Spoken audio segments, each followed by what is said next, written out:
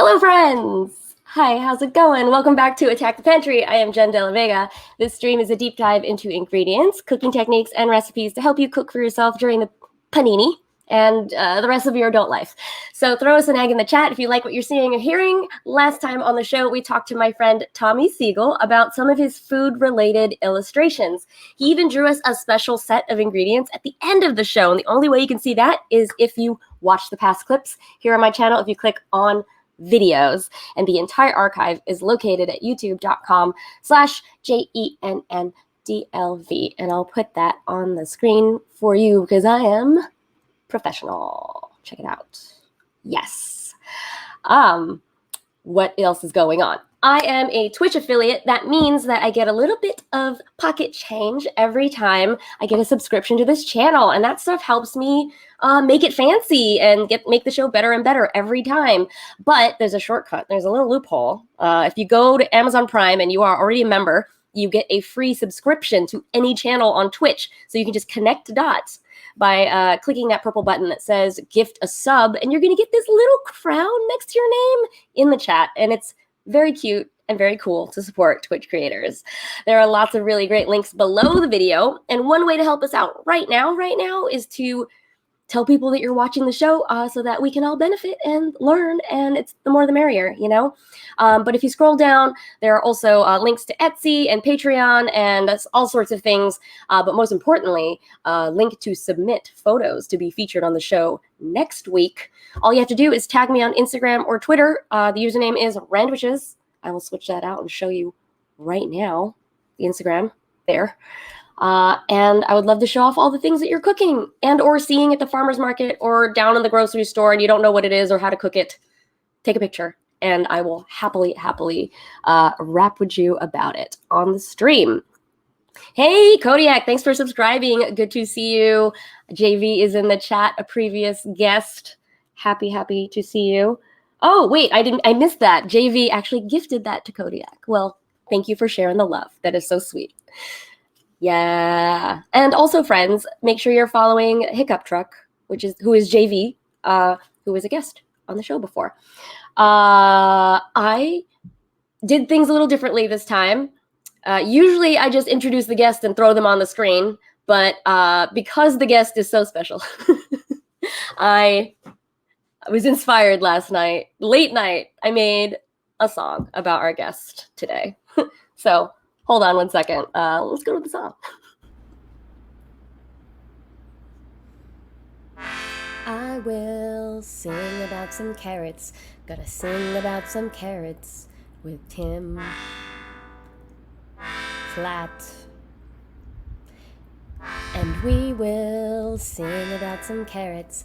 Gonna sing about some carrots on the show. So bring your carrots. Bring your friends the carrots. Bring the fucking carrots, all the fucking carrots. I promise you will eat them. Yeah. Bring the fucking carrots, all the fucking carrots. We're gonna eat all of these carrots. I promise you. And we will sing about some carrots. Gonna sing about some carrots on the show. I will sing about some carrots. Gonna sing about some carrots with Tim Platt.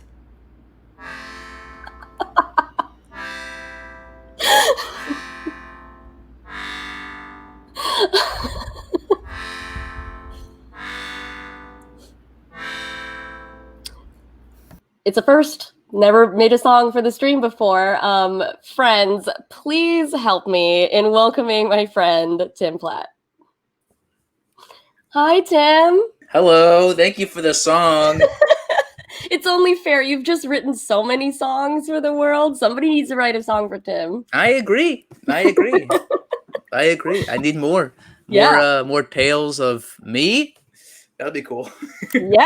Yeah, totally. So, Tim, please introduce yourself to the chat. Yeah. Hello. I'm Tim Platt. I am a comedian and actor and writer and songwriter.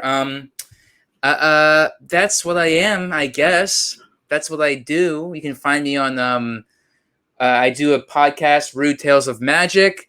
I've and these those stars of space through Fortunate Horse, which is how we know each other. Yes. And then I do a bunch of shows around Brooklyn, New York, and yeah, that's my deal, I guess. That's what you're doing. Yes, I was going to ask you, how do we know each other? But it's through our podcast studio. So you're on 2 shows, and I'm on the 3rd show that is under Fortunate Horse. And I believe a bunch of our audience is here from all of those shows, which is very exciting. So please say hi in the chat if you are here. We'd love to say hello to you and shout you out. Tim, so we're going to get real deep about carrots today. Good. It's just very funny because a lot of my previous guests have had a little bit more I guess really broad topics like say no to FOMO in the kitchen or how food systems work. You chose carrots. And I love that because we can talk for days about carrots. But can I just ask you why? Yeah, you may ask me why. Carrots are my favorite vegetable, and I love them. And they're also, the reason I wanted to talk about them is because they are like, I am not a very ambitious cooker, you know, All right. chef, I guess. And I feel like one of my go-to things is to just like cut up carrots and like put them in a pan with either oil or butter and garlic, and then season them somehow and then mix them with eggs or put them in like ramen or put them in like kale or something like that, like cooked kale. And like, I feel like it's just my go-to move. I'm a simple man, you know. I just go to it all the time to the point where like my old roommates or my fiance now, it's just like, it's a joke that I love these carrots so much. And I just like, they're comforting. I like them as like, I like a savory carrot. I like a cooked carrot when it's seasoned well. I like the texture of that. And then there's, you know, then I frankly have a history with the vegetable. I have a history with carrots. And we're going to go through it. I'm very excited to do that. Friends, if you have any questions about carrots along the way, please feel free to add it to the chat. But for now, we're going to move to the next segment of the show, which is I'm going to share my screen. And we're going to look at what folks have sent in this week. So I'm going to do that real quick. Pardon me, administrative zoomy screen. Okay, here we go. Welcome to my background. Oh, I love your background. It's my workaround because I didn't want to use OBS. I just open folders and share my screen. Let's see. We have We have one entry that is not a carrot. So this is from okay. I know. It's okay. We just are enthusiastic about people, you know, sharing things with us. We love it when people share food things with us. You make a good point. At first, I thought no carrots, but I thought you're right. I'm enthusiastic about people sharing food with us, so I have to lean into that. In lieu of a carrot, I'll lean into enthusiasm. I promise you, there will be plenty of carrots. I promise you. All right. Thanks, Danelle, for sending this one in. The caption was, "Check out this sando, Jen." That was a whole block of butter. This person just put the whole block of butter to melt it, took it off with their bare hands. Oh, look, is that halloumi? I think it's string cheese, and they took a bite. And then there's an egg in the middle. Oh. Yes. No. Yes. Oh my gosh. So it's like an egg in a frame, but in this really cool like griddle situation. I can't see the username, but Danelle sent this one in. Thank you for not only do I love food photos and like cooking photos, I love food memes and TikToks and videos and stuff. So we can rebroadcast stuff like that, friends. Thanks, Danelle, for sending that in. And now, Tim, don't worry. We have some carrot content. What can I say? I love what he did. I would love what they did. Would love what they did, and I would have personally, if I were making that, I would have cooked carrots and garlic and oil. I would have thrown some salt and pepper. I would have thrown some Old Bay on it, and I would have just dropped that around. I would have just thrown it in the thing. That's incredible. You use Old Bay on your carrots? That's great. Pretty much. Oh, that's Once I amazing. got there, that's what I never stopped doing. Okay, so background Old Bay is a mixture of seasonings, and one of the key components of it is celery seed, which goes really well with carrots. Hmm. So good thinking. That's a good pairing for sure. Well, I'm a Maryland boy, so it it Oh, I see. come by it honest. Yeah, you just grew up with Old Bay like powdered all over you. Catherine sent this in. Spicy pickled carrots, my Ooh, introduction to pickling and a tasty snack. ooh. Do you like to pickle carrots? I never have, Oh, but I it's would. it's just as easy as sautéing, actually. A quick pickle or a pickle brine is some measure of vinegar, water, sugar, salt, pepper, and then whatever else you want to put in there to make it more aromatic. I've done it So with onions before, but never with my favorite vegetable. That's there you cool. go. There you go. Look, we're giving you more ideas to cook with. This is amazing. Thank you, Catherine, for inspiring Tim. We got Kelly, who usually is in the chat. Oh, Kelly is here. There you are. Oh, yeah. It was a weirdo croque madame, for sure. Hey, Flomaine. Flomaine is in the chat. Welcome. And Kelly says again, Old Bay is good on everything. Chesapeake uprise. Yes. This one's from Kelly. I carrot about language. Also, I have no pictures. My favorite carrot thing I've done is roasted with cayenne pepper, cumin, little brown sugar, salt and pepper. Yeah. Oh, yes. Yeah. That all Love that. checks out. Love that. That sounds real good. That like that's my shit. That like savory roasted or just like sizzled, as if it's a protein. You know, that's where I like. I'm speechless when I think about it. You know. Oh, gives you the palpitations. Yeah. Excuse me. Oh, I'm sorry. Didn't mean to cough. This is from Lux. I gotta plug cumin roasted carrots. We got another vote, but this time with peanut butter and scallions. Good on both toast and brown rice, and probably some other bases too. Whoa. Have you tried peanut butter and carrots? No, but I would. I like that the last two suggestions kind of had cumin in them, and I like that because cumin is like kind of a taco-y flavor, or what we associate with tacos. But it also is present in a lot of Chinese cooking as well. So if you're thinking stir fries, like carrots, cumin, cilantro, and noodles, ooh, that sounds fun. That does sound. Ooh. Getting a lot of ideas for later. My goodness. God, I'm freaking out. And then Sean actually sent in carrots that he grew himself. Oh my goodness, they're beautiful. Yeah, I know. That's what I said. He was like, "Look at my very bad carrots," and I was like, "No, they're not. They're gorgeous. They're just finger size. They're just baby carrots, like actual baby carrots." I've cooked carrots that size before. I love the purple carrot. Is my favorite because of the taste, but also just like that when you cut into them and it's that beautiful yellow inside with the purple ring around it. It's such a gorgeous vegetable. I love it. Tim, I had no idea you loved the carrots as much. Like I had no idea. I really do. There's something weird about it for sure. Like I there's like they're like safe to me, you know. Sure. But I also, I don't know. They're also is this a moment for a story? Yes, please. So when I was young, I was much larger than my brothers, and my parents responded to that by forcing me to eat baby carrots for dinner every night. That was like a very clear, like, this is a thing that Tim does and no one else does, you know? And I was like, why am I the only one who does it? It's sort of like, we didn't say anything, you know? And I hated these baby carrots. Still do not like baby carrots. They're slimy. They're gross. They're wet. I'm not a fan of baby carrot. So I would like stuff them in my pocket as if I ate them, and then my parents would find them in like the laundry. Oh my gosh! And so they were like, Tim, if we do this again, if we find these again, we'll make you eat them.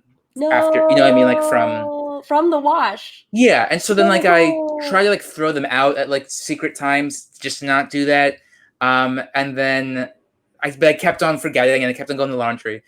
And finally, they were like, "You have to eat these." And I remember being like, "If I have to eat these, I want to eat them like Bugs Bunny. So can I eat a real carrot and There not you eat like go. and Yes. not eat the baby ones?" So then I had to eat the real ones like that, and I felt like it was a victory because Yeah. I didn't have to eat baby carrots anymore. And so then I started eating those, and then I just like that was sort of a go-to, like an apple or a banana. If I was hungry and wanted to be healthy, I had those. If like I was packing a lunch and I had like, oh, I made a peanut butter sandwich, I'll have a bag of chips. Oh, a carrot. It's just the easiest thing for me to have. So like I just had them around all the time, and then like every slow step of learning how to actually cook them felt so. I'm not a really ambitious cook, so it's like those were like, oh, I could do something with these. I don't know. So I love these Oh. things. Well, I have two responses to this. I would say that you are honing your carrot skills, much like, in Japanese culture, you're specializing in something. That's how I want to look at it. Yeah. That's a more Okay, cool. positive spin on it. But also, the reason why you probably didn't like baby carrots is because they're a scam. Did you know that shaved down baby carrots are actually the middles of larger carrots? Yeah. It's just very wasteful. Yeah, there's And like they tend to be just very watery, less flavorful. And so when they're homegrown like this, they tend to be sweeter, crisper, and younger. So those baby carrots, and the reason why they get so slimy is because they're old. They've been sitting there in a case as the whole carrot for a long time. And then once they can't get to it, they've just made baby carrots out of it. And it's this whole weird industry because we don't need them. Just eat a real carrot. Yeah, I mean, so weird. well, I feel like the argument for why we do need them is that like I do think at least Americans need to be like tricked into eating healthy often, Mm. that maybe that's changing a little bit, or I don't know. I'm not gonna speak for the whole fucking nation, but like I do think it's a thing. Like kids, you can have these, or it's like, or you can get these in a bodega. You can throw them next to your sandwich or something like that. They're not chips. They're these. It's like, but it's stupid. Have a real carrot, in my opinion. Yeah, same. I agree. I don't want to participate anymore in this like industrial carrot like situation. I agree, and so does Little Tim. Yeah. So there's Little Tim. 7-year-old Tim, I think. Thanks, 7-year-old Tim. Ocha Robo is in the chat. These are their carrots. I would have had more if the deer didn't get to him first. Oh, damn. Deers love carrot as well. Deer, I mean. Deers is not plural. Deer. I accept it. Emily is saying baby carrots are so overrated. Also, hey everyone. Oh, yes. And thanks for gifting subs to other folks in the chat. Thank you so much. Welcome, McScuttlebutt and Taylor Z. Good to see ya. Thanks, folks, for sending in your photos this week. Make sure to tag me on Instagram and Twitter to submit for next week. Do we have a theme? Oh, next week's theme is vanilla with Emily. So if you have anything you've made with vanilla, please send it along and I will happily show it on screen. Can I say something about vanilla? Yes. It's been my go-to ice cream flavor for a few years now. Mm-hmm. In a way where I feel insane about it, because I'll go to an ice cream shop with like all these great flavors and I'll be like, I just want to try their vanilla. And I just keep going. And I'm always I will leave it so satisfied. I love a vanilla ice cream. There is nothing wrong with that because you've got a baseline flavor in your head. And so you're comparing from place to place. So you have like, a good data set. Yes. That's how I think about it. Yes. That's not boring. It's just like you have a full panel of what vanilla is in your head. It's such a rich experience. It feels very adult. Also, I love an affogato. Ooh, I love that's pretty fancy. Can you explain to the folks what an affogato is? You're at a restaurant. You may have had, let's say you had a drink potentially. Okay. But you've also had, let's say, an appetizer. Maybe you shared a salad. You certainly had an entree. Mm-hmm. Now the entree's done. Do you want a whole dessert? Maybe. Okay, go for the whole dessert. Actually, I want something, but whole dessert doesn't seem right. Now we're in the affogato stage. You've had your drink. You've had your other food. Affogato, simply scoop of vanilla ice cream, with a shot of espresso, maybe Oh, a double shot, oh. pour it on top.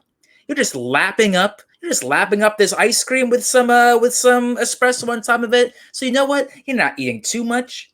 You're not eating too much. It's just very light, but you know you're getting that kick. You're not having a full espresso Mm. either. You're sharing with a friend. You're sharing with a friend. You know, you're getting that after dinner kick So in it's like sugar and a hot caffeine. float. It's like a hot float, Yeah, kind yeah, of. and it melts a little bit. Yeah. And maybe they'll put some sort of shavings or shit on it. I don't know. It depends on the restaurant. Ooh.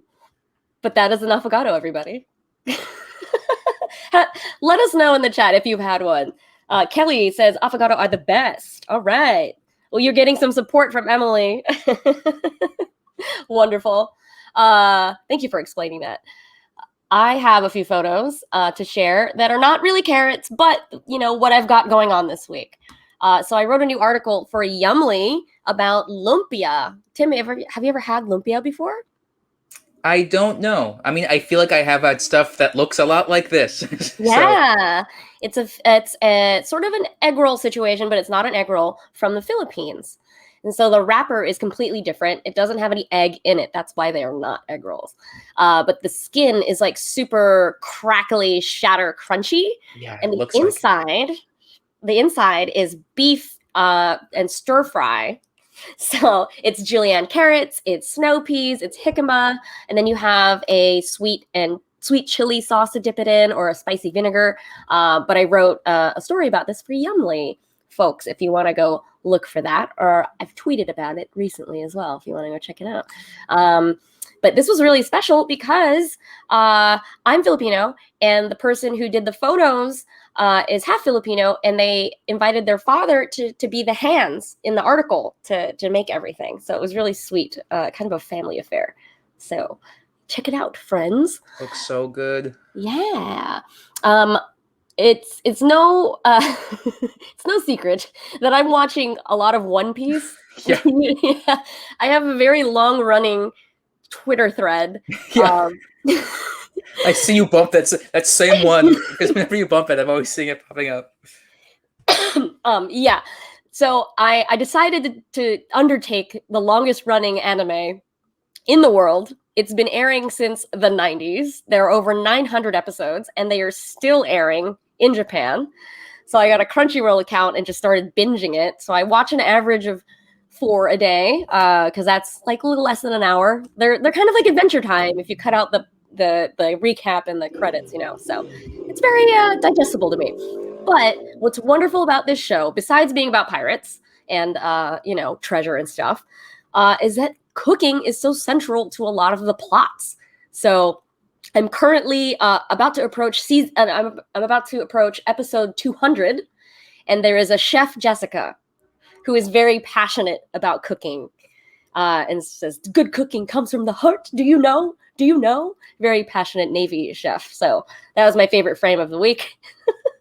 I'll be sharing my One Piece takes until I finish or catch up. I've calculated that it's going to take me approximately 225 days to catch up to where it is now, but that's not accounting for the new episodes that come out.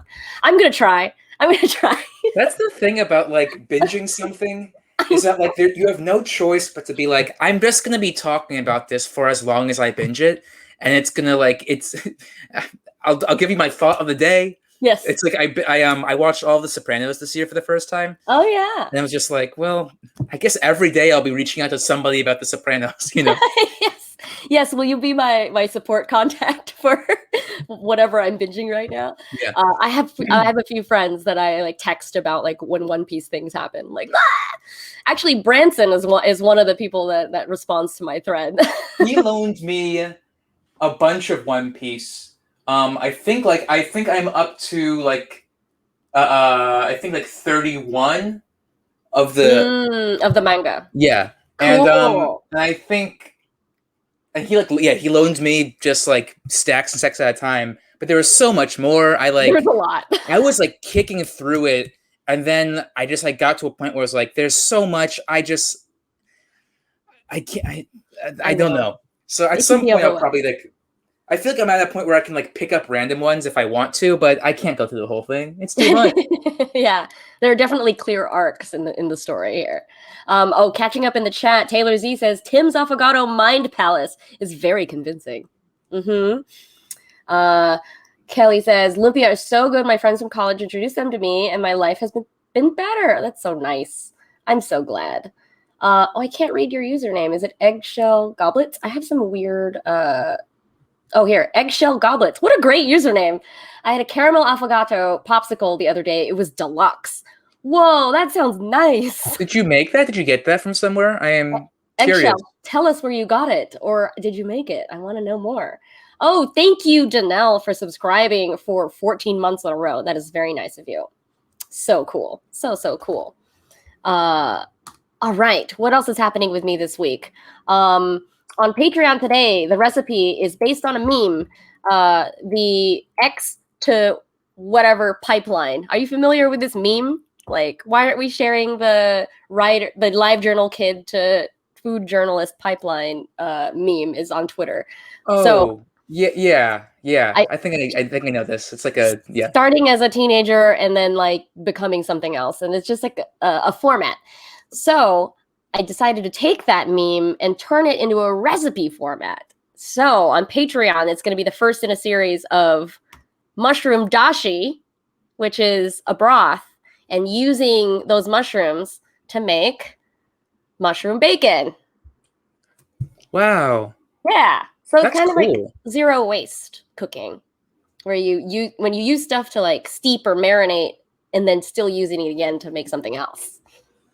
I'm calling the series Pipeline. Can I ask how is the crunch? Oh, really crunchy. You can almost see like that these are translucent almost. Yeah. Because they were cut so thin. Yeah, real crisp. Very proud of this one. That's so cool. Yeah. It's on my Patreon, folks, and the link is below the video. All right. And then finally, I'm doing my first pop-up on Sunday, which, is a little scary to do events at all, but we're going to be wearing masks. We're going to be outside and practicing a lot of distancing. But I am helping my friend's kimchi company. It's called Mama O's, celebrating 10th anniversary of Kimchi Palooza. It is part sampling event. So if you would like to try the kimchi, you can come by and get free samples. It's also an eating contest, much like the Nathan's hot dog eating contest, but instead it is spicy kimchi. That's his mother, Mama O, who will be there to judge a few more events. So there's a cooking with kimchi contest. You have to enter your dish by 4:30 p.m. And then there's a, what is the last category? I don't remember. I have it somewhere on my Instagram. But if you win any of these events, you get a large, like, bling Flava Flav, like, medal, like, that says Kimchi Palooza on it. And I got to model them. They're on my Instagram somewhere. I should have shared that picture. But this is Sunday from 3 p.m. to 7 p.m. in Koreatown at a place called Made in Korea.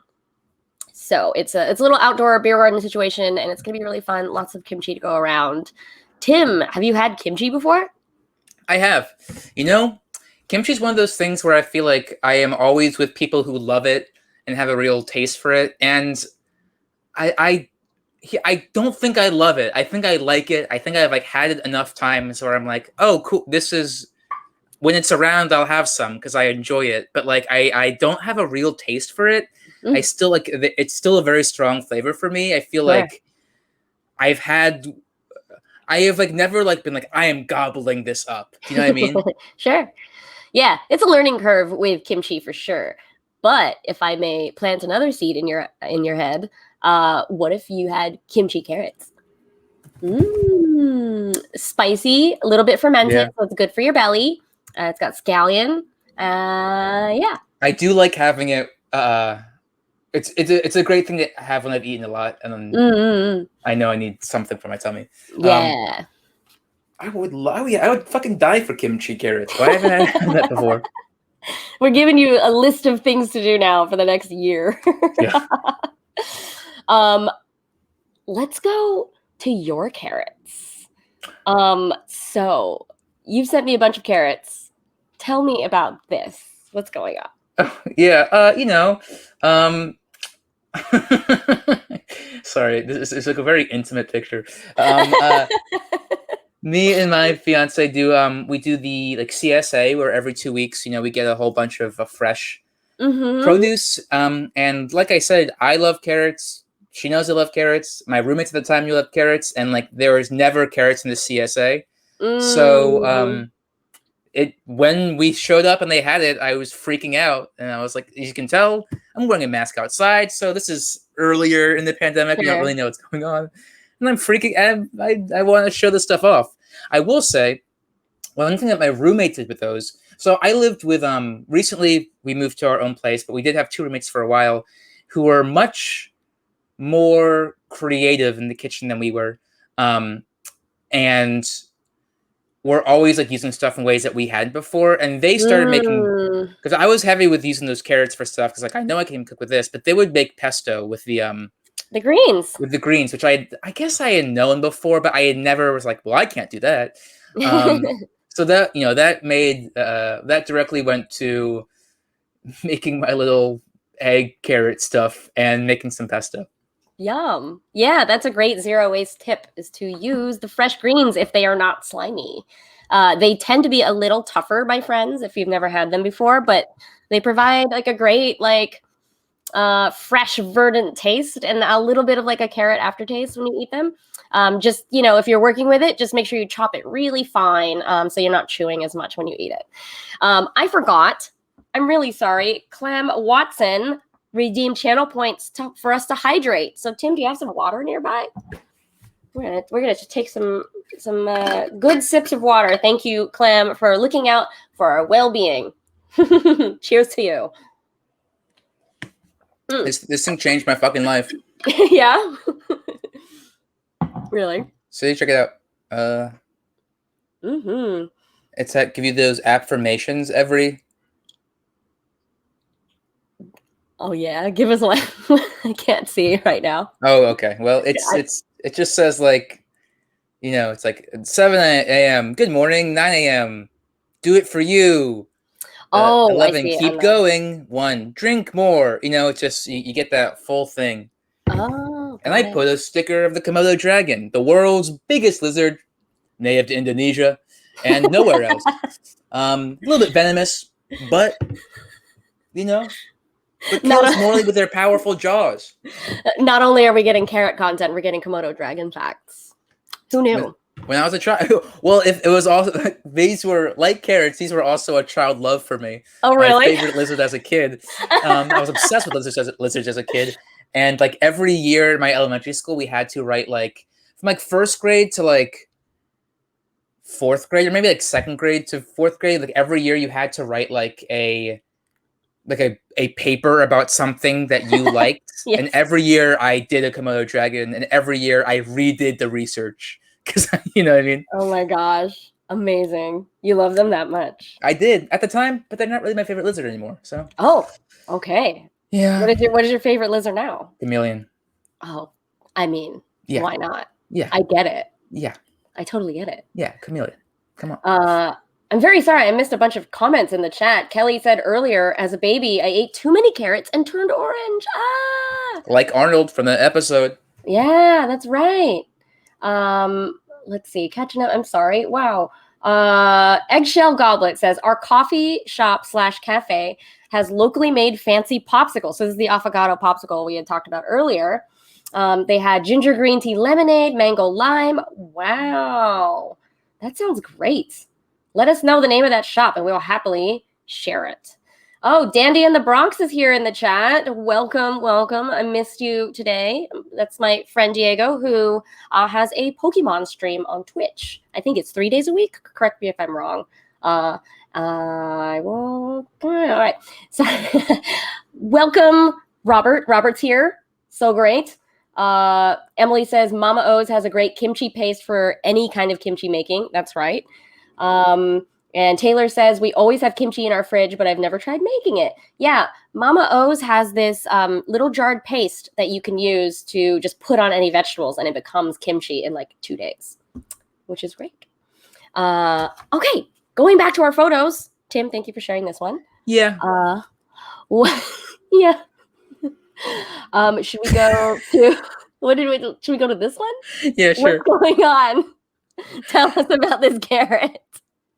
I mean, look, when I say that like my friends make fun of me for this, it's like they make fun of me for this. And so like this was just I mean, I took this picture to set someone asked what I was doing and I was like this, so I was going to cut it up, of course. Yeah, but you're just But like, heh. I just think it's so funny. I just think it's so funny to just throw it in there, as if that's what I would do. I mean, there is some merit to this, actually. I love roasting whole carrots and turning them into elote. Have you heard of this? What is elote? Elote is the Mexican street corn. Yes, yeah. You brush like mayo and lime on it, and then you coat it in Parmesan cheese and cayenne pepper. But basically, you can do the same thing with whole roasted carrots. Yeah, just brush on some like mayo, squeeze a lime, and then coat it in some Parmesan cheese or cotija cheese on the outside, a little bit of cayenne pepper. Super good. Yeah, I mean, I want that. I'm just going to keep building on every photo you show. Well, I mean, I do mean this. It's like I'm very, I'm very like when it comes to food, I'm like very comfort oriented in the sense that like I know how to make this. I know the time it takes to make this. I know exactly how I'm going to feel when I have this. That I don't really push the boundaries very much, except when I was like the one day when I was like, wait, I can throw Old Bay on this too. Why am I not? That was the big move. It's just leveling up. You're just going at your specialization taste. Yeah. You're just gonna keep building on your little encyclopedia of carrot in your mind. Yeah. Which I think is really cool. Let's see more carrots. Oh, I accidentally erased the what's happening? What's going on with these carrots?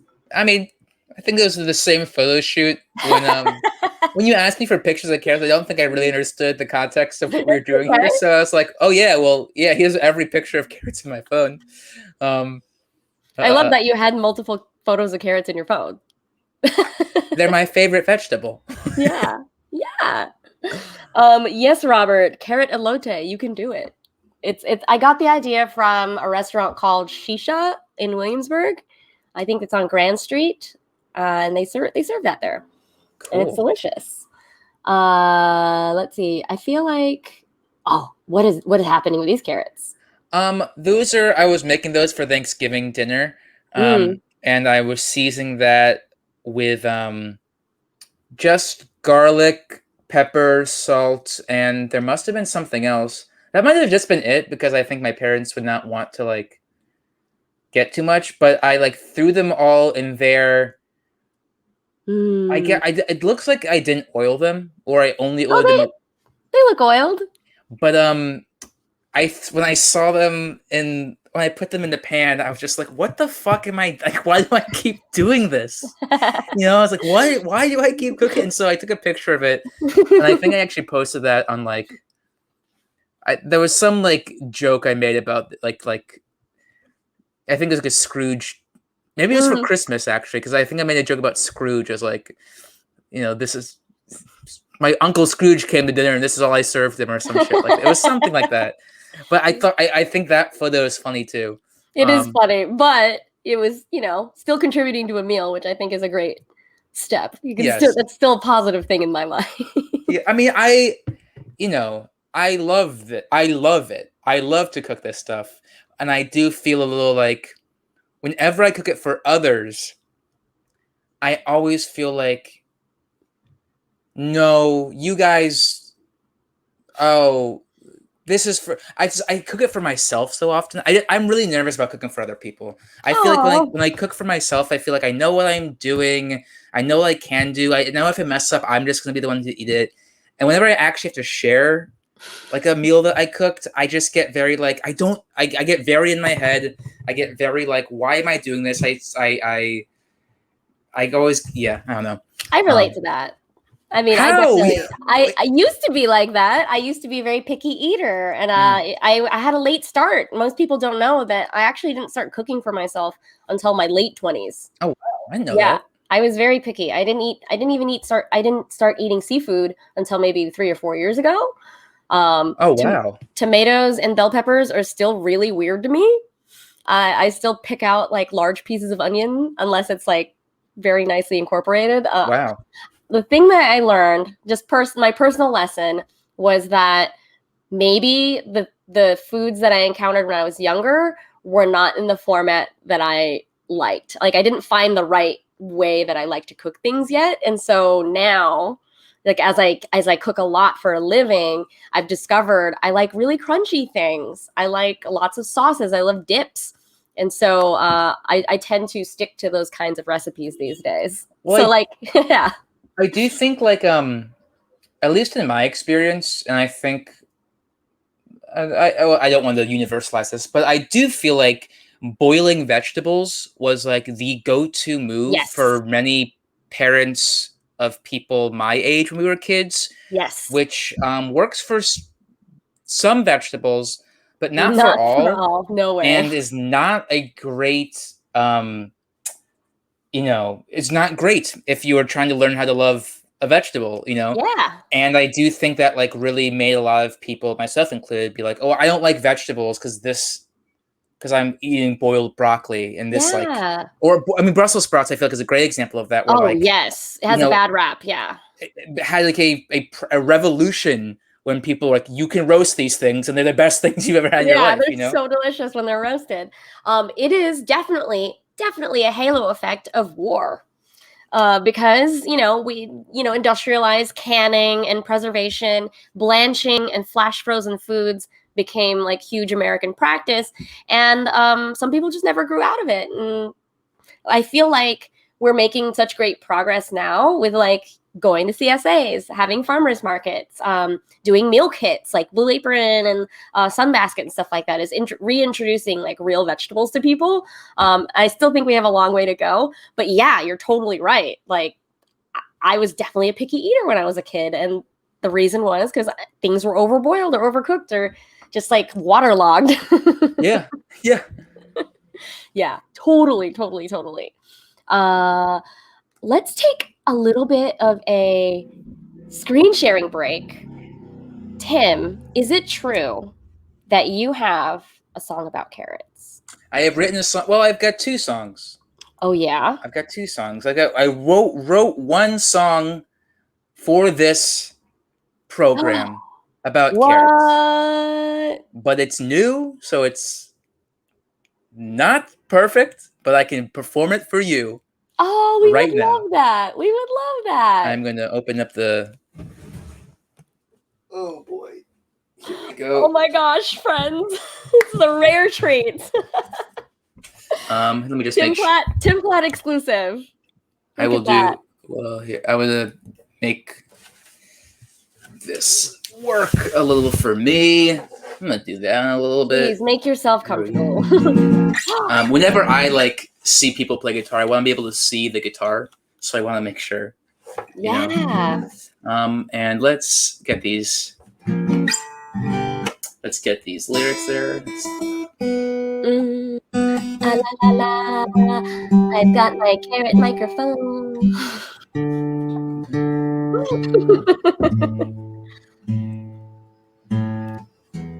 There we go. Okay. So cool. Okay. So I just wrote this, so I may mess it up a little bit, but no pressure. But here's the idea.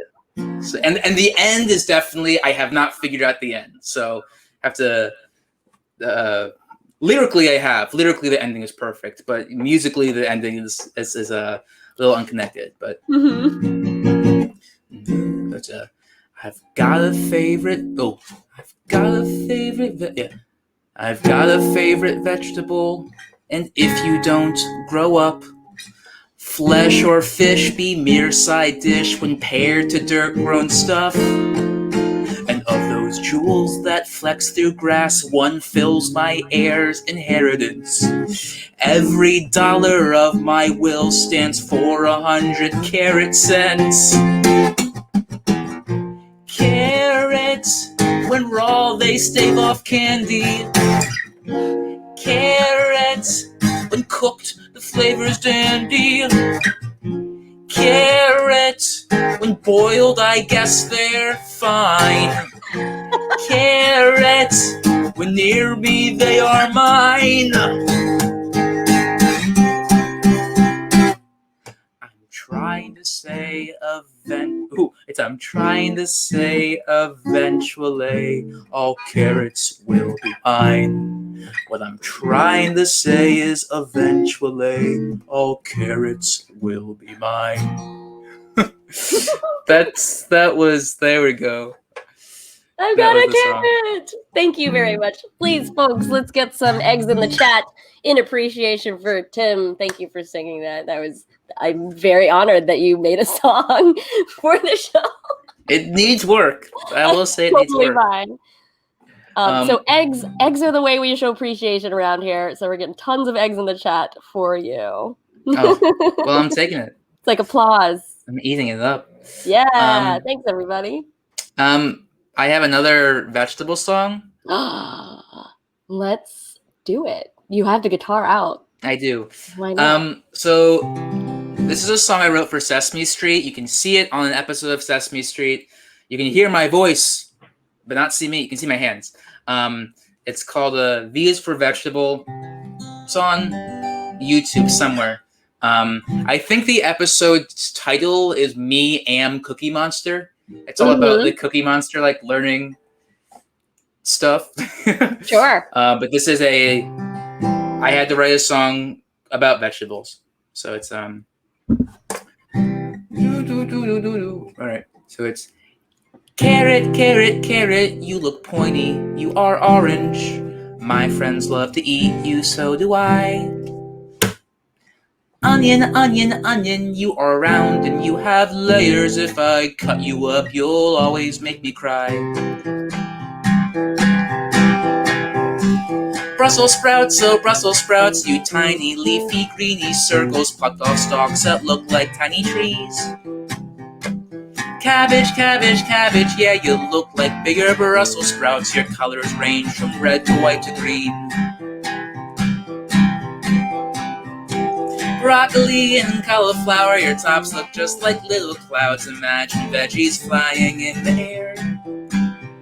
Into a bowl with lettuce or with spinach or with kale, it's called a salad, and there's just enough to share. The salad in your bowl comes from vegetables that grow in a garden, and there's always lots to share. Yeah! That's the vegetable song. I was so glad I had an onion nearby as well. Oh, thank God. Well, so what's funny about that is when I first wrote this song, it went through a bunch of different phases. Like I was hired to write a like Animaniacs style every vegetable in the world song. Oh, fun. And so fun. I fit in a minute, which is hard. So I wrote like a really like dense, lyrically dense song because that's what I was told to do. And then when Sesame Street got back with notes, they were like, way too many vegetables. That's not what we want. You need less, and you need to say something about them. And then also, can you make it about how like they're also make salads, and that comes from a farm? And I was like, okay, that's not what it was pitched, but okay. Oh wow, that's a lot. And then, like for that first line, the first line used to be carrot, carrot, carrot. You look pointy, you are orange. Rabbits like to eat you, so do I. And they were like, production has gone on we're too far down the line of production, and we cannot get a rabbit. And with Sesame Street, if there's a song, if you sing it, we have to see it. So you have to change that line because you're saying rabbit, so we have to see rabbit. So you got that onion because if we say it, we got to see it. Right. Which was an interesting way to know that that's how they worked, you know? Behind the scenes, some secret hot goss on Sesame Street. That is so wonderful. We're going to tweet out the video later so that folks can see like the whole package together. Yeah. That's so cool. We had a recipe. I'm going to share the link in the chat. I'm going to go back to sharing my screen because there were a few more things. Hey, Schmaz, welcome. Glad you can make it. Hope you caught the end of the song there because it was a very fun thing to do.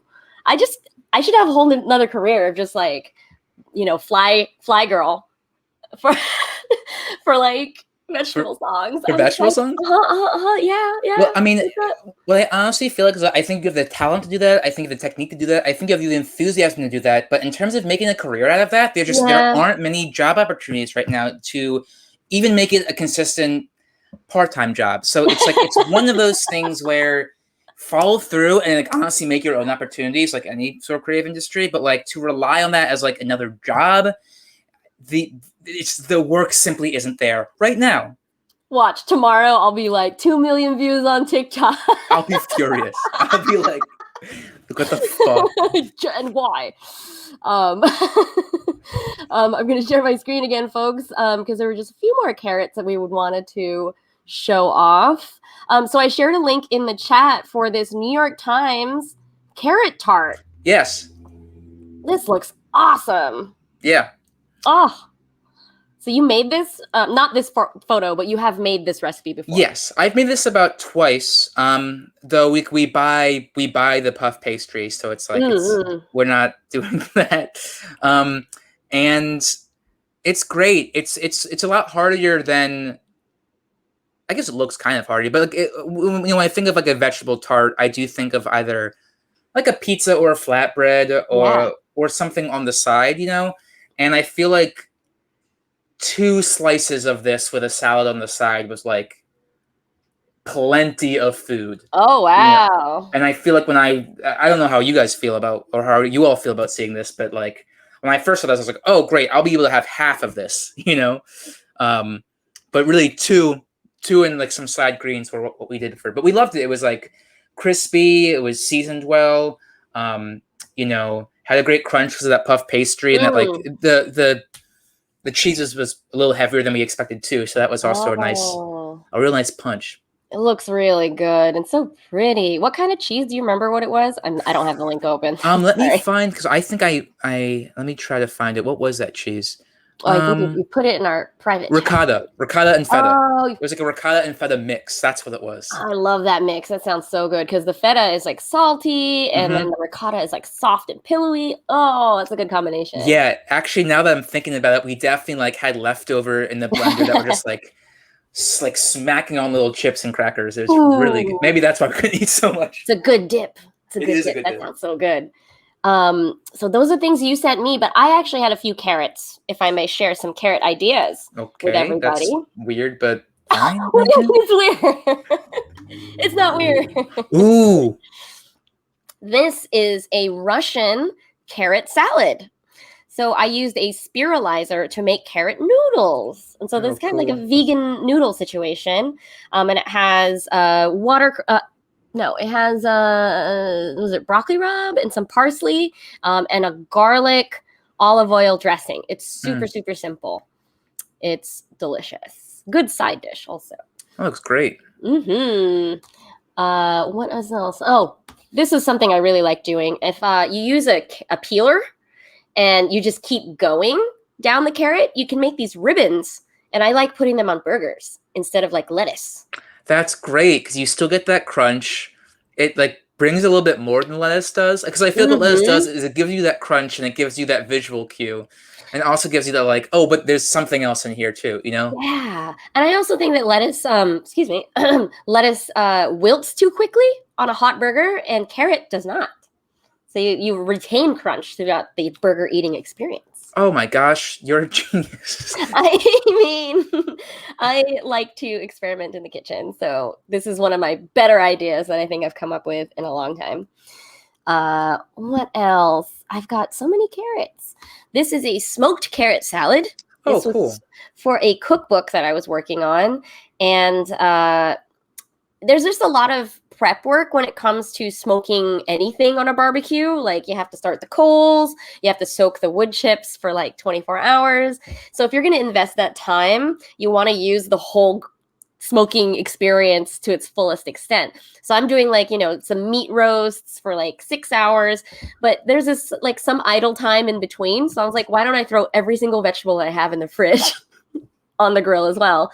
And so these carrots took about 45 minutes to get that outer smoky hickory color on the outside, but then you cut it open and it's still this beautiful yellow orange on the inside. And then on top, I have lots of oregano and kind of a pico de gallo situation. That looks incredible. Wow. Yeah. And if you don't want to go through the whole process of smoking stuff yourself, I don't. liquid smoke also works. If you dilute it in like half a cup of water, a couple drops of liquid smoke, brush it on, roast the carrots, cook them however, and you pretty much get the same effect. Yeah. What else? Got a few more carrots. This is a hot carrot Indian pickle. I was looking around for different kinds of carrot pickles, and Indian pickles in particular are so interesting because they have this process called oil tempering, where you kind of par cook everything by pouring a hot oil with all the spices over the carrots. And so they're not exactly crunchy when you're pickling them, but it's still like got that crunch, but just not as if it was like a raw carrot, you know, like it's been partially cooked on the outside and still crunchy on the inside. Yeah, oil tempering, very fascinating stuff. And then finally, my last little carrot. Oh, just some. You broke up. I couldn't hear that. Oh, I can't hear. Can you hear me?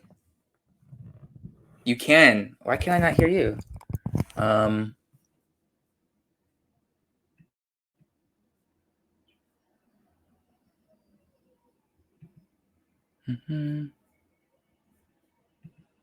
Oh, Jen. Okay. So I'm not the only one. Okay. Now I'm talking to the chat. Chat, I'm talking to you while Jen's figuring this out because I Oh, yeah? oh. The show is yours now. Well. Welcome. Almost. Welcome to Spoon Show. When we're talking, we're not talking about eating. We're talking about spoon. It's just a normal spoon. What's the big thing? What the hug? It's a long spoon? What the hug? It's a long fork.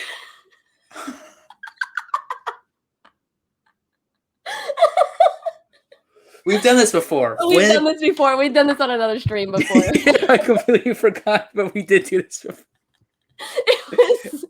It was when we were playing Mothman. We were doing that one shot, but not everybody knew that we both have these. Yeah, I forgot. Mine's a fork, yours is a spoon. We need somebody that has like a knife, and we'll. For the first like maybe 5 or more months of the pandemic, any Rude Tales recording that we did on Zoom, I like did a bit with this every time, and I have to tell you, they were so patient with me because I did it every time. Yes, folks, that was the same bit. Yes. Taylor was not expecting prop humor. It works. It looks like I had a loose cable. I should have just let it be unplugged for a minute and see what Tim was going to do with the rest of the show. I would have gone somewhere. Amazing. I just want to remind folks that you can submit photos for the show that we will show off on the screen. So please do not hesitate. I love seeing your cooking photos. And just even if you're at the farmer's market and want to show me some carrots, I mean, by all means, I love to look at carrots. I think we'll take like just one little quick break to learn about Diego's channel. Please check out Dandy in the Bronx. Hello, Attack the Pantry chat. This is Diego, Dandy in the Bronx, your local menswear blogger and Twitch streamer. You can find me at twitch.tv/Dandy in the Bronx, and I go live every Monday, Wednesday, Friday, starting at 11 a.m. Eastern Standard Time. I play mostly Pokemon, but other stuff as well, so hopefully see you there. And I'm back, and I've kicked Tim off the stream. Tim, come back. Oh, okay. We're going to take just a minor break, my friends, and we'll be right back, actually. Stay tuned. We'll be right back. Oh, I gotta take myself off the screen first.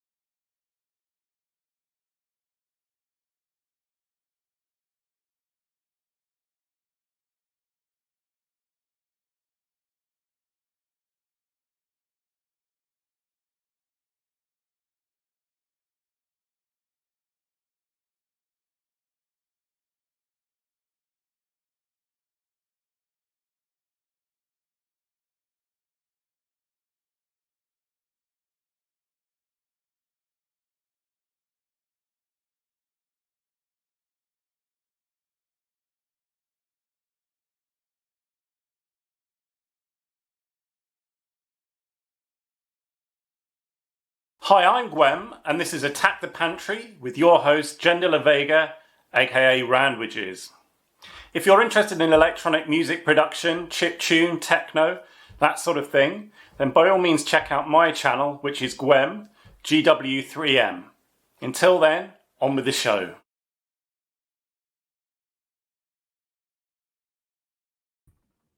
We are back. Hello, friends. Thank you, Gwem and Diego, for sharing your channels. I hope folks check you out if you like music and menswear and Pokemon. Please check out my friends.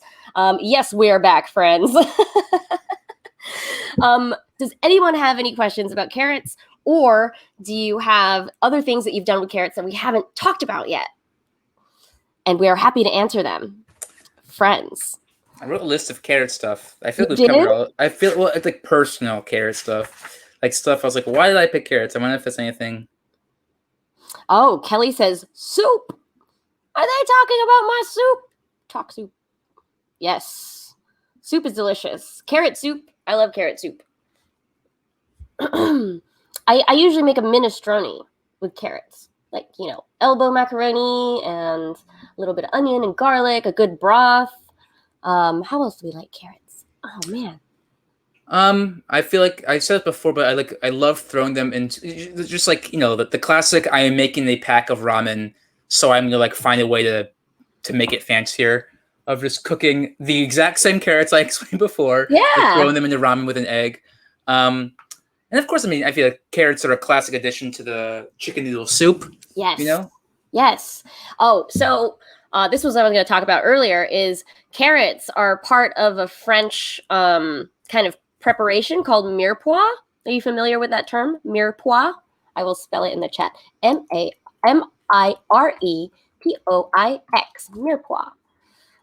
This is a soup mix that is usually, you know, the basic prep for any French cooking of a soup.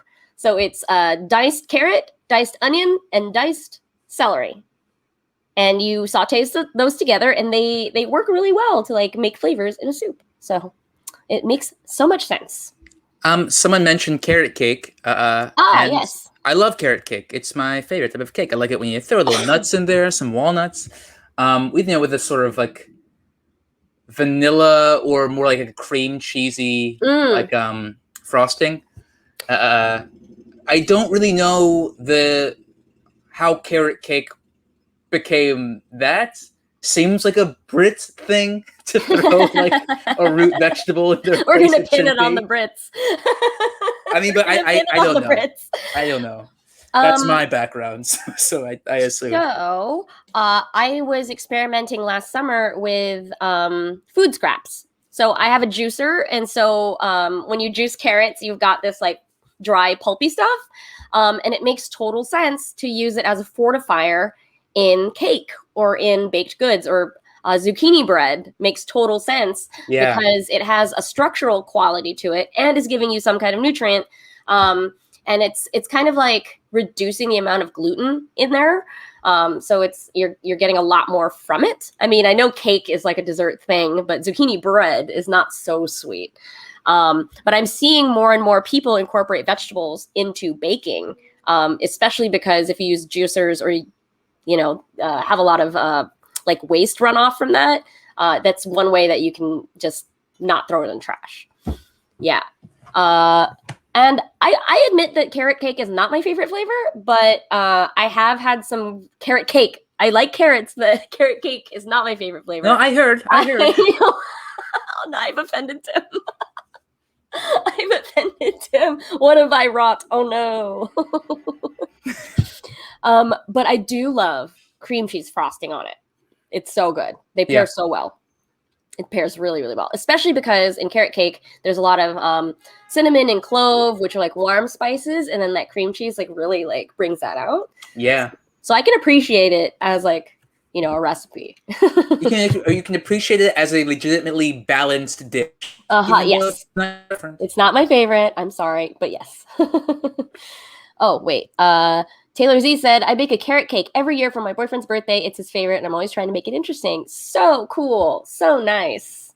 Have you tried doing confetti like cake like confetti carrots. So like different colors, like the purple and the orange and yellow. That'd be cute, right?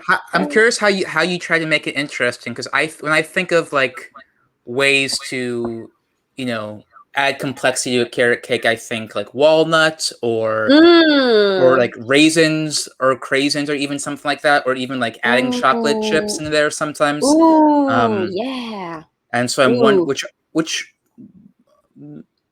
with the exception of the chocolate chips, I feel like all of that with the cream cheese frosting seems like right on to me. Pineapple. Oh, yeah. Okay, so we got carrot cake with pineapple and carrot cake cheesecake. Oh, that's so fun. So you're doing different cake formats with the carrot. Oh, I see. That's really cool. That's really cool. Taylor, if you want to look up a chiffon cake recipe, you might have to strain the carrots because chiffon cake is very aerated. Like, so you'll have to make egg whites like meringue, like really high peaks, and then fold in carrot material. But I'm onto this. Like, this sounds really cool. Like, that's like a really, really cool challenge. Like every year you make one. That's so cool. Let's see. Shma said, I think sometimes hummingbird cakes have carrots too. If you want to see ease into a carrot dessert, that is a good one to try. You can slap some cream cheese frosting on dirt and it'll still be good no matter what. Yeah, true. Yes. Yeah, ooh, a fluffy carrot cake would be neat. Yeah, you just have to be careful about the weight of the carrot. So you might have to do like carrot juice or like maybe candied carrot on top. Ooh. I should say, not crazy about carrot juice. Not Really? crazy about like juicing in general. A smoothie, come on. I'm a human. You but enjoy a nice cold treat. Yeah, but juicing never really got me Juicing going. is very very, very wasteful. I have one, but I don't use it very often. Because it's like, what am I going to do with all this other stuff that's like coming out? Yeah. But wow, lots of carrot insight today, my friends. I think it's time for the last segment of the show. Let me tell you what's going on. Let's pretend we're on Chopped. If you don't know this TV show, there's a basket with 4 mystery ingredients in it, and chefs have to use them to make a dish. In our case, you, the chat, will tell us what's in the basket. So please shout out an ingredient for us to put in there, and the first 4 will be the ones that we use. There are no wrong answers. The purpose of this exercise is to think about how far ingredients can go and maybe inspire your next meal. I'll go through each of the ingredients individually so that you all know what we're working with, but just feel free to just, start shouting out how you'd combine 2, 3, or all 4 of the ingredients. Imagine you have basic pantry and all the tools and time you need. Just remember, feature the stuff in the basket. Yeah? I think before anyone says it, I think we should definitely say carrots. I mean, I won't. You can. Yeah. You can. I just would prefer. Yeah, if you need it. Well, actually, we might have a remix here if we get 4 other ingredients. So we've got parsnips. We didn't talk about these yet. Yeah. Parsnips. Okay. Thank you, Otorobo, for that. Taylor says tuna. Interesting curveball. Thank you. 2 more ingredients, friends, or we can just use carrots and just go on. Usually people are clamoring for this part. We'll just wait a second. Tim, do you have any questions about carrots in general? Why? So my understanding is that carrots are sort of from like Balkans, down into Turkey, into Europe. Is that true? Or are they are they North African or something? I feel like someone once sent me a website that was like the history of carrots, and I like read it and I forget. But like I feel like it is like sort of southeastern Mediterranean that then like moved into sort of into Europe. Is that accurate? It looks like, originated in the Persia area and then migrated to Europe and Southwestern Asia. There we go. There you go. Yeah. Let's see. The United Nations Food and Agriculture Organization reports that the world production of carrots and turnips for 2018 was 40 million tons, with 45% of the world total grown in China. Wow. We got some facts. All right. We got more ingredients here. We got parsnips, tuna. Schmoss gave us carrot tops. Okay. We have room for one more if anyone has an ingredient to share with us. And shake it up. If you've seen the show, they usually like to shake it up, the last ingredient. So. Yeah, shake it up with that last ingredient. I will talk about parsnips very quickly. Parsnips are, kind of a cousin of the carrot. They're a little bit more woody in texture and fibrous, but they pretty much operate like carrots. They just got a different flavor profile. How would I describe that flavor profile? It tastes like a parsnip. I don't know. Let's see. How would you describe a parsnip? I guess when I think of a parsnip, I think of like it is like when I hear root vegetable, I think of like a parsnip. So like you're gonna see it. So when I taste it, I think of it as like a roasted thing. I think of it as, or a roasted or boiled thing, and I think of it as like it is flavorful, I think, but also it's a bit of a nothing as well. Where you're like whenever I'm like, let's work with parsnips, it's like it's never going to really be the star of the show, but that's not true. It's a great supporting actor. It is usually packaged with like stew ingredients. Like if you get like a stew starter pack at the grocery store, it's usually like a carrot, onion, parsnip, celery, maybe some garlic and some herbs like a bouquet garni in there. So parsnip is like a good like base note to work with, but you pretty much treat it like a carrot. You just wouldn't really eat it raw. That's all. So yeah, that's about parsnips. Tuna can be served sashimi grade fresh. It can be cooked, it can be grilled, it can be broiled, it can be baked, it can be canned, it can be flaked. There are just so many ways to eat tuna besides a sandwich. We could do seared tuna. You can do any kind of rice preparation, poke. There's lots to do with tuna. Carrot tops from Schmoss, the actor, not the vegetable. Carrot top is in the recipe. I'm just kidding. No, we should use actual carrot tops. As I said earlier, they're a little bit more tough than a salad green. So when you're working with them, make sure they're either A, marinated, or B, cut really finely so that you don't have to chew so much when you eat it.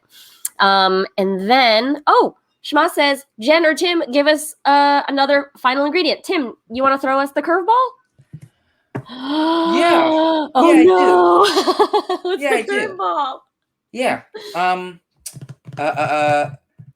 Hot chocolate powder. And it's got the marshmallows in it. Okay, friends, let's go. Start your engines. How would you combine parsnips, tuna, carrot tops, and hot chocolate powder with the little marshmallows in it? That's incredible. No pressure, friends. You can use just 2 of the ingredients. I mean, any idea is welcome. First thought, best thought, everybody. Just take a think.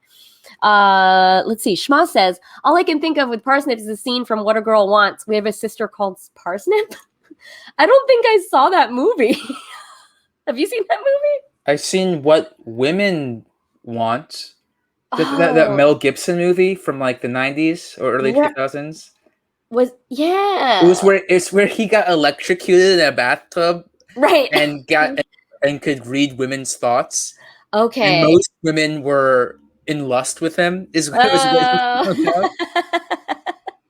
Oh, this one has Amanda Bynes. Is this where she pretends to be a dude? I think this is where she pretends to be a dude.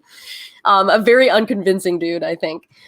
Okay, back to the game. Friends, how would you combine parsnips, tuna, carrot tops, and hot chocolate powder with the marshmallows? So I would roast those carrots. Yeah.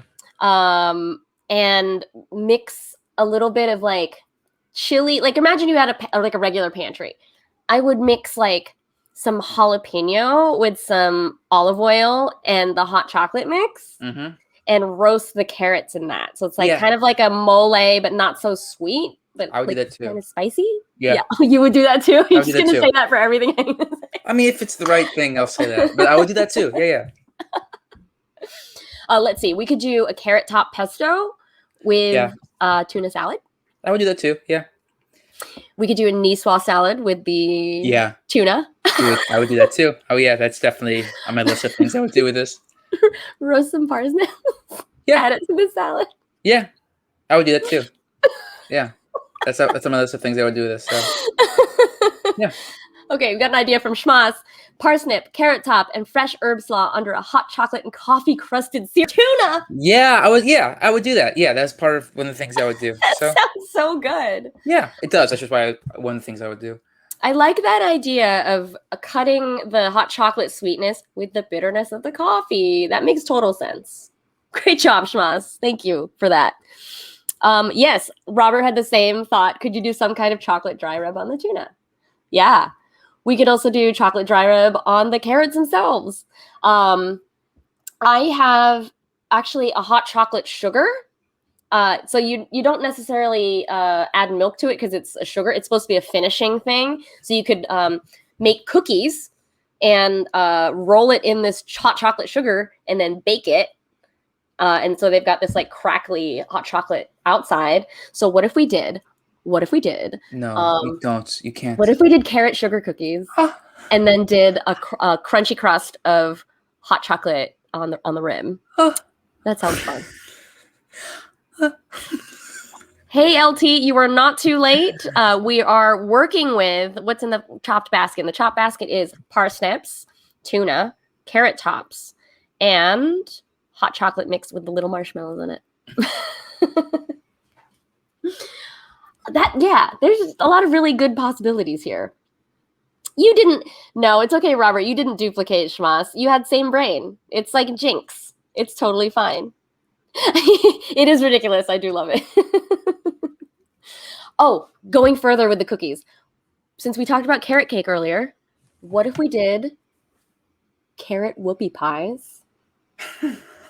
Hot chocolate cream cheese frosting on the inside. With a side of tuna. Cooked however you like. Yeah. Yes. However you'd like, you can cook it like that. Side of tuna. Cooked how you like. Schma says, what if instead of cookies, it was crackers and we make like a tuna salad and then make little finger food sandwiches? Yeah. Did you ever buy that in school? Like the little pack of like the tiny tuna can and like the crackers that came with it? Oh, no. I always ate those. I didn't get into seafoods or fish until later, like mid-20s, to be honest. Yeah, freshly cooked fish did not exist to me until my late 20s. Yeah. But canned fish, for some reason, I was okay with. I did not dig it. Now I love it, but I read that book. You know that book For Fish? It's a really great book. It's about tuna, salmon, sea bass, and cod, and it's about them as fish in an ecosystem and also them as, global food. Right. And with like farming and stuff. And it's really, really interesting. And I think I came out from it. I love tuna, but I came out from it being like, I don't think I can eat tuna anymore. Because it's just because these are these huge animals that like their like migration, that's probably like the right pattern. It like breaks through like the boundaries of multiple countries. So there's like no sort of global initiative that can limit how people hunt tuna. So it's like it is sort of like a free for all in terms of like some of the worst practices. That being said, this was a book that was written in like maybe 2010 or something like that, maybe even 2008. And I think sometimes you read something like that, and it's like, well, that's a rule I have that I don't always follow, but I definitely like limited my tuna consumption after reading that. Totally. I mean, I visited fisheries in Hawaii, and they were saying that some areas of the ocean are not regulated when it comes to labor also. So there's a lot of scary stuff happening when it comes to slavery and sourcing and mislabeling of fish. So a lot of fish in the market is actually mislabeled. Yeah. Different fish. But what was the name of the book again? It was It's called called Four Fish. It's great. I really Cool. recommend it. It really Thank was you. it really taught me a lot. And it was an easy read. Oh, good. Cool. Thank you for more book suggestions. I like that. I love books. Schmas. Also, Tim is here. I can't believe we haven't suggested a stir fry. It's the king of dishes. We fucking up. Oh my god. Carrot stir fry. That sounds great. We'd use the greens, make sure they're nice and crisped up. We'd something would have the coating of the chocolate, You wouldn't want that to infect the whole stir fry, I feel like. Well, we could do like a chocolatey oyster sauce. Oh yeah. Yeah, just add a little bit. We don't have to use a lot. Yeah. Make it into a weird mole. I like that too. Yeah. It's just really sweet, so we just have to counterbalance it with some acid or some savory stuff. So lots of possibilities here. And friends, if you're somebody who cannot think of food on the fly, just feel free to tweet me about it later, because I know my brain doesn't work like that all the time. But last call for dishes. How would you combine parsnip, tuna, carrot tops, and a hot chocolate packet?